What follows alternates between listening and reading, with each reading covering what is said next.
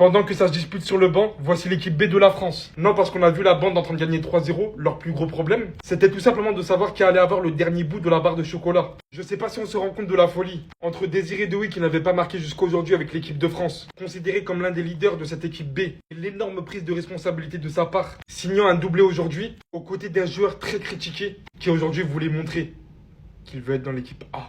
Incroyable efficacité de sa part, surtout notamment devant le but, avec cette tête. Mais ce n'est pas une surprise, la concurrence sera rude. Et ça sera bien évidemment le cas pour chaque joueur de cette équipe. Quelle fierté franchement qu'on devrait ressentir en parlant de chacun d'entre eux, se dire que tous ces mecs-là sont dans l'équipe de France, les gars. Aujourd'hui, pour moi, il est clair et net. Il n'y a pas grande équipe capable d'arrêter de cette équipe de France pour cette Coupe du Monde 2026, mis à part peut-être l'Espagne.